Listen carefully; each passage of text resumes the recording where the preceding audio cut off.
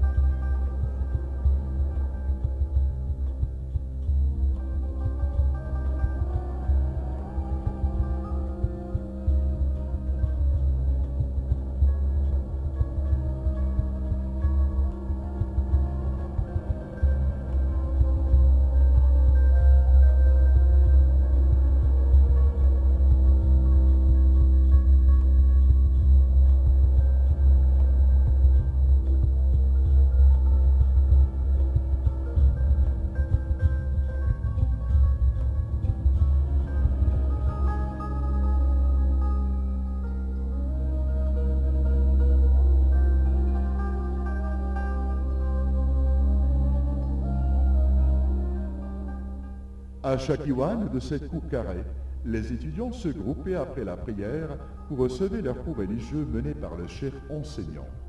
L'Iwan, grand niche, est couronné d'un arc qui prolonge la cour d'un espace ombragé. Comme à l'extérieur, la cour est marquée par un sentiment de verticalité. Tout semble s'envoler vers le ciel. Une ambiance spirituelle de prière, de silence et respect règne et donne l'impression à une antichambre du paradis.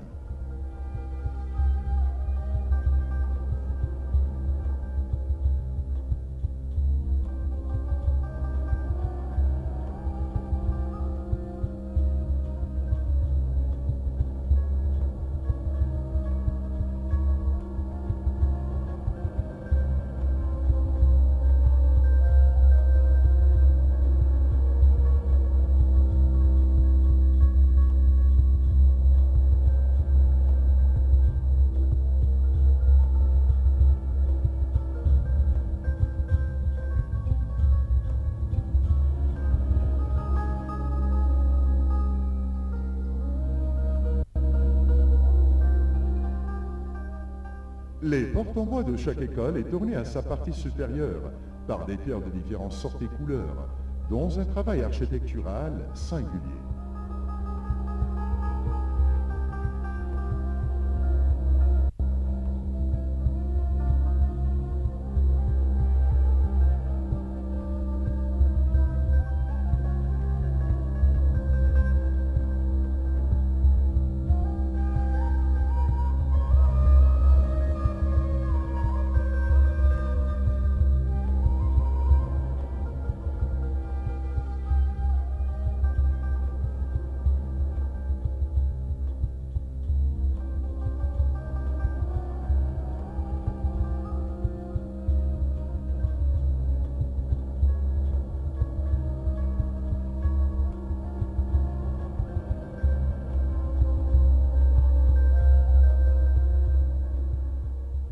L'Iwan Est, plus vaste que les autres, précède la salle de la prière, dont il est un prolongement extérieur.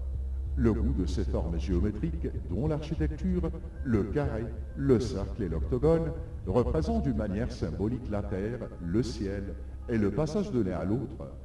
À l'Iwan Est principal, une simplicité ornementale, un bandeau épigraphique d'écriture coranique, en caractère koufique, longe le mur.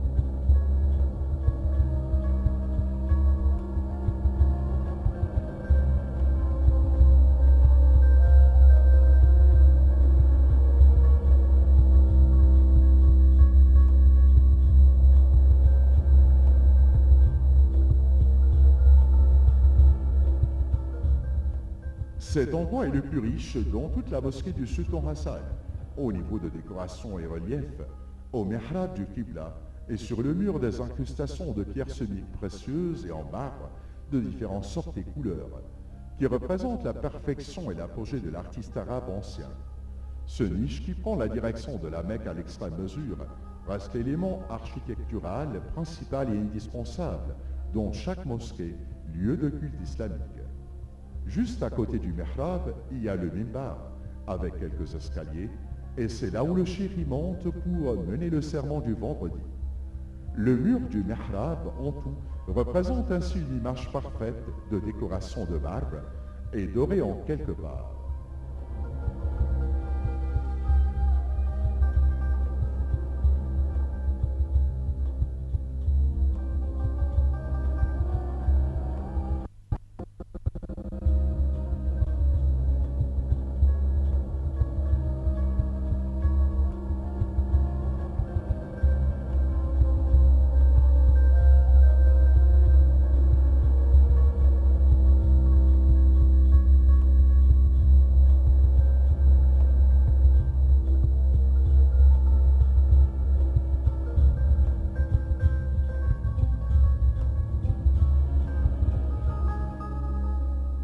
À droite de cette image complète et parfaite du mihrab, une porte authentique en bois de cèdre, incrustée de cuivre, nous mène à la salle du mausolée du sultan Hassan, fondateur de cette mosquée immense.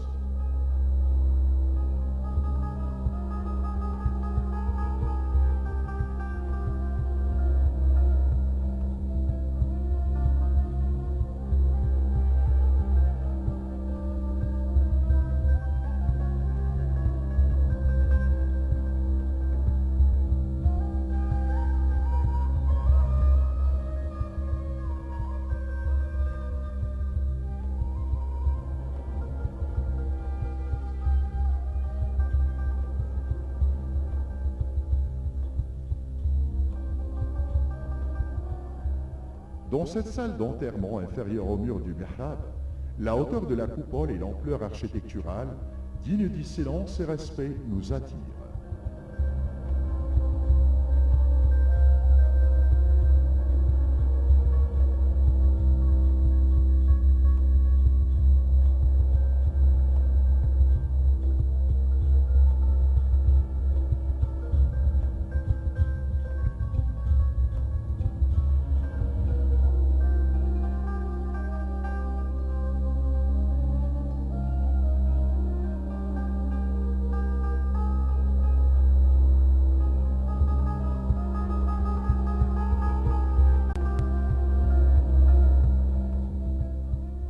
La coupole qui couvrait cette salle carrée représentait en fait un génie architectural lorsqu'il s'agissait du temps de sa construction au XIVe siècle de notre ère, inférieur à cette dôme miraculeuse des fenêtres en mouchrabia où éclairait à l'origine naturellement la salle d'enterrement.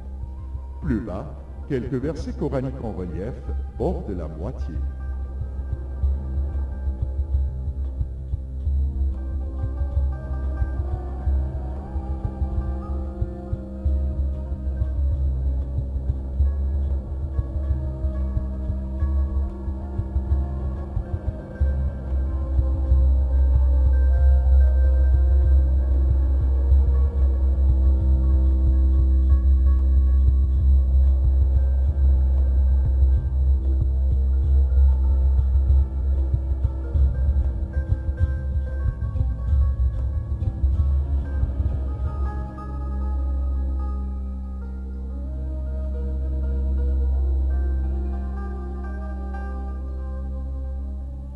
Les décorations florales et en forme géométrique en marbre et pierres semi-précieuses des murs donnent un aspect singulier et unique à cette mosquée très antique.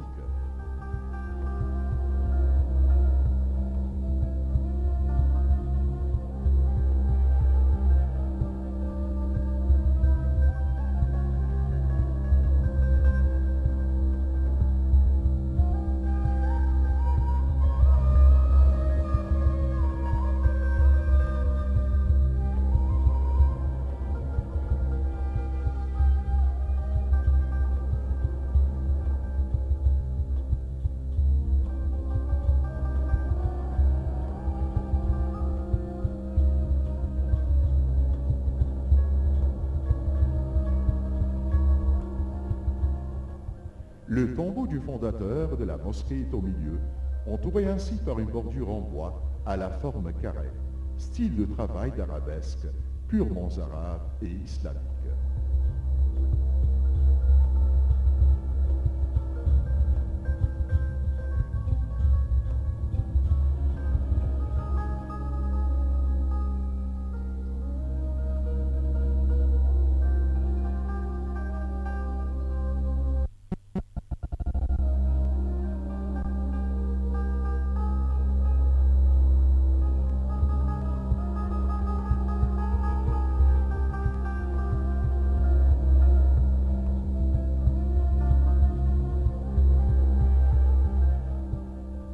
Jusqu'ici, notre visite à la mosquée madrasa du sultan Hassan s'achève.